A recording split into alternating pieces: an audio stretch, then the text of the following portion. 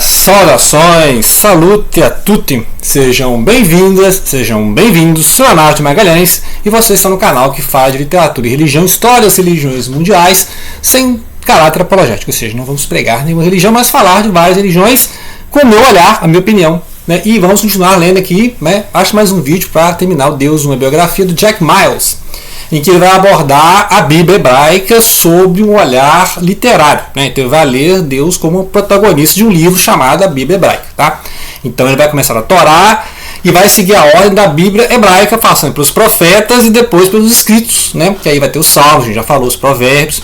Então nós vamos continuar a leitura aqui porque a ordem da Taná, né, a Bíblia hebraica é diferente da Bíblia católica e protestante, por exemplo, né? E tem livros, aliás, a Bíblia protestante segue mais essa ordem hebraica no sentido de não ter os deuterocanônicos. A Bíblia católica tem os deuterocanônicos. Então a gente vai perceber até dificuldades em algumas partes aqui para entender, por exemplo, o livro de Daniel. Né, o livro de Daniel aqui, você tem que entender o contexto de Macabeus, né, primeiro e segundo Macabeus, que tem na Bíblia católica, mas não tem na protestante, não tem na hebraica, né?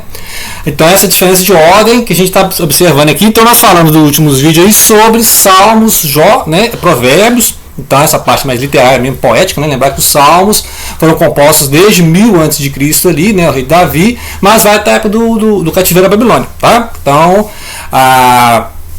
não foram escritos todos por Davi e nem numa época só, né? Então ao longo de séculos, e inclusive tem salmos que foram escritos durante aquela época do exílio na Babilônia, certo? Então a ordem de leitura é diferente. Aí você passa pelos profetas, né? Então pelos profetas maiores e menores, e aí ele continua aqui a parte dedicada aos escritos, né? Que aí ele vai encerrar com, por exemplo, a Bíblia hebraica encerra com Crônicas, e Crônicas está reescrevendo Samuel e Reis, a época de Davi, Salomão, né, e as divisões do reino, que tem o reino do norte e o reino do sul, né? Primeiro o reino do norte foi escravizado ali pelos assírios e depois o reino do sul foi escravizado, exilado pelo babilônico, né, o Nabucodonosor. E aí Nabucodonosor é a época de Daniel, né? E aí até nós vamos aqui, Daniel possivelmente o último livro a ser escrito, né? Então tinha Macabeus e depois Daniel, possivelmente Daniel. Agora na Bíblia, né, católico protestante, tem lá Malaquias, né, porque Malaquias é um dos 12 profetas menores, né? Então você tem essa diferença aí, você tem esses profetas menores, tem os maiores, Isaías, Ezequiel e tal, e aí coloca Jeremias, né? Aí ele vai comentar aqui, por exemplo, Lamentações de Jeremias, que possivelmente foi escrito por um secretário, né, do Jeremias Baruch, se não me engano, né, possivelmente. Aí os Jeremias aqui é um salmo de lamentação. Então as lamentações são salmos de lamentação. Né? E aí vai falar do livro de Ruth, que é possivelmente uma peça literária, no sentido de contar a história de uma imigrante, né, uma mulher, um povo não hebreu, né, um povo não judeu, que foi assimilado, né, ao povo judeu, e depois será uma daquelas que né, começará a genealogia do rei Davi, né? Se você pegar a genealogia do rei Davi, está lá Ruth, que deixou a terra dela para seguir a sogra e foram, né, voltar para a Judéia e tal. Então tem essas questões. Tem o livro da Esther, né? O livro de Esther, que conta a época ali dos persas, né? Então, assim que os persas, os medo-persas, derrotaram os babilônios, né? Essa cena aparece no Daniel, né? Interessante, aparece no livro de Daniel. E aí os persas transformam a Judéia em duas províncias, né? O Império Persa e até o Egito, né? Então os persas permitiram que os judeus fizessem os seus sacrifícios, né? A sua religião. Então o Ciro, né? O Ciro Grande está chamado de Messias, né? Aí fala, mas é uma profecia de Isaías. Na verdade, aquela parte de Isaías que fala desse Messias já é o outro Isaías. Então existe aquela hipótese dos 3 Isaías, né? Aí o primeiro que seria o Isaías e o terceiro seria outra pessoa que chamou-se Isaías, ou ainda teria um quarto que seria aquela pessoa que reuniu os fragmentos dos 3 e formou o livro de Isaías. Então tem essas discussões que ele também entra aqui porque ele está analisando a Bíblia como uma obra literária. Inclusive hoje em dia tem traduções da Bíblia enquanto obra literária, né? Sei que tem um português aí, já até falei com a Lourenço, se não me engano, que ele faz atualmente a tradução da Bíblia por um aspecto não teológico, né? Mas um aspecto mais literário, né? Então você pode fazer uma leitura literária da Bíblia, que é a proposta aqui do cidadão. Então ele vai falar então dos livros históricos, né? Então ele vai falar, os históricos são o quê? São o Samuel, né, que na Bíblia hebraica não divide, o Samuel, Reis não divide, Crônicas não divide, e aí você tem o Esdras e Neemias. Esdras e Neemias já é época da reconstrução pós-exílio, tá? Então a época pós-exílio é a reconstrução da Jerusalém, né? Então em tempos difíceis serão reconstruídos os muros, né? E aí fala assim, mas tem um hiato, né? Tem um hiato de 400 anos aí, e isso se você considerar que Malaquias foi escrito 400 anos, então só depois de Malaquias, só que a história de Macabeus que acontece ali um século antes, né? Assim, de Jesus, por exemplo. Então, por quê? Porque aí depois dos persas, quem é que vai invadir a Judéia e a região do Oriente Médio? O Alexandre Magno, né? Alexandre o Grande, o Macedônio, ele vai dominar aquela região e aí ele vai morrer jovem, né? Ele vai morrer de febre na Babilônia, e aí ele vai deixar 4 generais que vão dividir o reino, os 4 animais vão dividir o reino, né? E aí ele falou assim, mas tudo está no Daniel, tudo está no Daniel, então o Daniel é uma profecia, né? Se Daniel é da época dos babilônios, dos persas, então ele profetizou os gregos. Mas há uma leitura hoje que não, que Daniel é bem posterior, então aquilo que ele chama de profecia já aconteceu, só que ele data como se não ainda fosse acontecer. Então existe isso aí de o livro de Daniel, ou ele é mesmo da época dos persas, lá dos babilônios, né? Antes, 200 anos antes ele está profetizando, ou ele é posterior aos gregos, ou da época dos gregos, e está falando dos gregos como se estivesse profetizando. Né? Macabeus já é uma obra histórica. Macabeus não está aqui porque, né, como eu falei, não está na Bíblia hebraica, né? E aí Macabeus, primeiro e segundo Macabeus, tem até o terceiro e quarto, né? Faz livros do Macabeus contra essas resistências judaicas contra o império dos macedônios, dos gregos, né? Lembrar que os gregos também ocuparam o Egito, e a Cleópatra não era uma egípcia, a Cleópatra era descendente dos gregos, né? Era uma rainha helênica, as últimas rainhas ali do Egito, né? E aí ela foi até a época dos romanos, né? Lembra aquelas tretas dos romanos, e os romanos dominaram então o Egito. Então a Cleópatra foi a última dos Ptolomeus, né? Os Ptolomeus, que esses generais que dominaram ali, por exemplo, a região do Egito, e em uma época a Judéia. Em outras épocas a Judéia estava na mão desse pessoal que estava na Síria, né, no Iraque, etc. Porque o Império Alexandrino foi dividido em 4 partes, né? Então eles ficavam brigando entre eles, e a Judéia no meio da confusão, né? E é isso que Macabeus está contando. Só que Macabeus aqui não é analisado. Agora, a outra que pode ser analisada aqui é essas obras mais sapienciais, que ele fala dos provérbios, fala dos Eclesiastes, né? E fala dos cantares. Os cantares são canções de amor, né? Até erótico, né? Muitas vezes até erótico.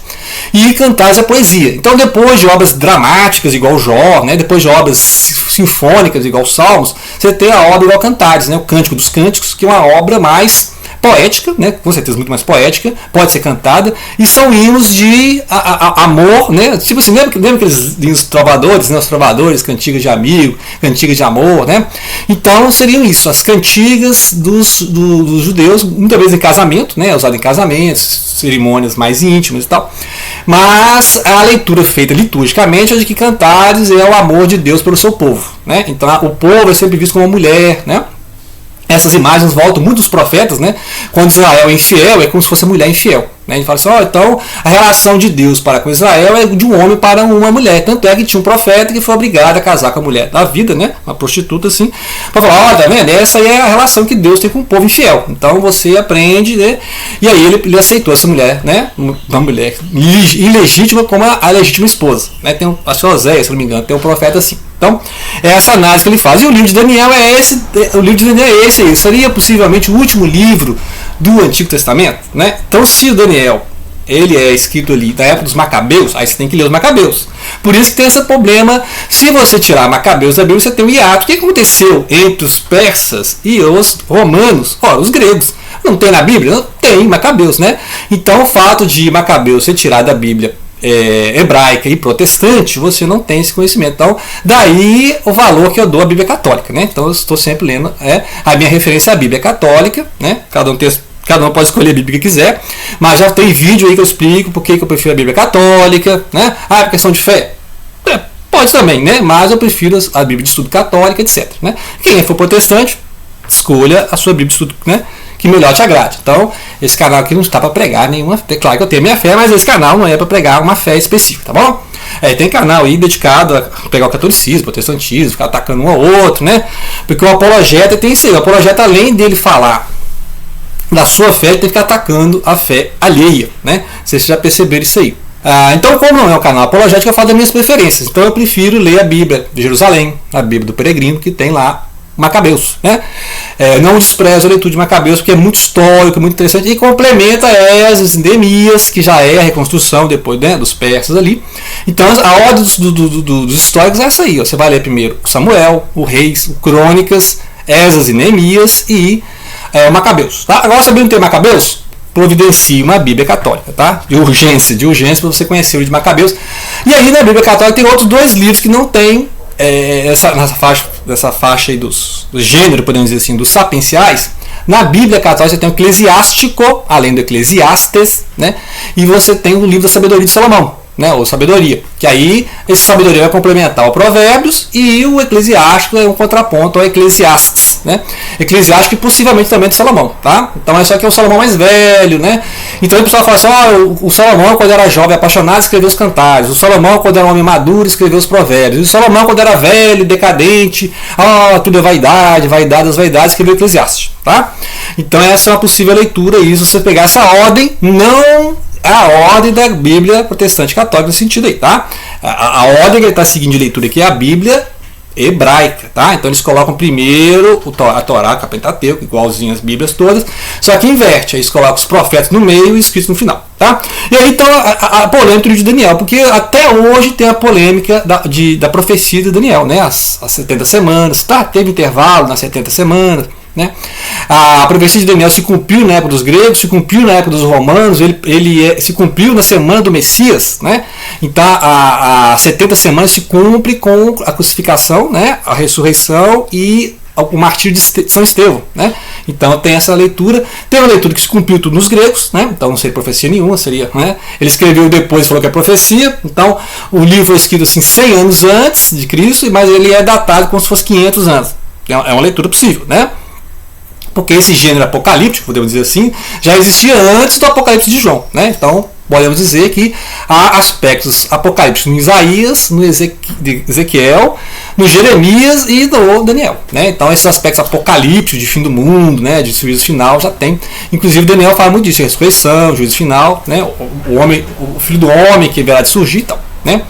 Mas há aqueles que são mais dispensacionalistas, né, ainda mais protestantes, os pentecostais, falam que ainda tem uma lacuna, que se cumpriu 69 semanas, em que ainda tem mais uma semana para se cumprir, que aí vem a tribulação, o anticristo, etc. Então a outra leitura da Bíblia que é diferente, é a futurista, né?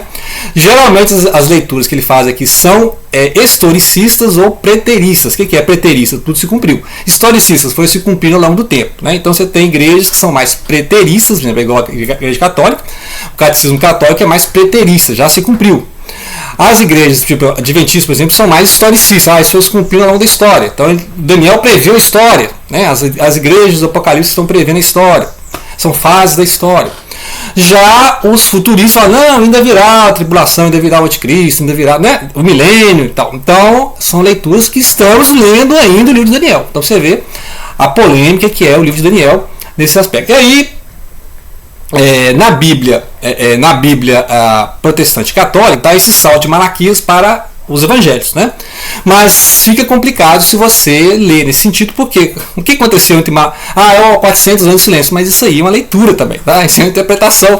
Como assim 400 anos de silêncio? Então, Deus ficou 400 anos de silêncio? Então ele fala assim, realmente tem essa leitura, depois de todos os acontecimentos históricos, Deus ficou em silêncio até Jesus chegar, né? Jesus é a palavra, então aí voltou a falar, que Hebreus fala isso, então antes Deus falava pelos profetas e agora ele fala pelo próprio Filho. Né? Hebreus fala isso aí. Então Jesus já é a palavra, no sentido de que não anda o profeta, já é Deus falando, né? Jesus já é Deus falando. Então, ou Jesus já é Deus falando, né? Então não é mais um profeta no sentido desses profetas, que o último profeta seja João Batista. É uma leitura também. Então é interessante que ele está colocando na roda aqui as várias leituras sem bater o martelo teológico, porque isso aqui não é uma obra teológica, ele não está fazendo teologia, tá bom, gente? Então não leia esse livro como teologia. Se você quer ler livro de teologia, já dei outras dicas no canal de leitura sistemática, de teologia sistemática, a Karen Armstrong, que também fala de história e teologia. Esse é um livro literário, ele vai abordar os livros enquanto obra literária e esse Deus que aparece nessas várias obras, porque a Bíblia são várias obras, né? Então você tem obra poética, obra histórica, obra de devocional, você tem obras que são sapienciais. Então a Bíblia é um conjunto de livros, né? O pessoal acha a Bíblia como se fosse, não, são vários livros, vários gêneros literários ao longo de um longo período, né? Mais de 1000 anos de escrita. E aí, nos próximos vídeos, eu vou falar sobre Jesus, tá? Seguindo essa série de Jack Miles, e aí vamos falar dos evangelhos, e aquela polêmica, Jesus para cada evangelho, como é que surgiu os evangelhos, por que tem uma visão de Jesus em cada um diferente, os sinóticos, o evangelho de João. Vamos abordar isso aí também, tá? Ok? Então, grato pela atenção. Não deixem de compartilhar.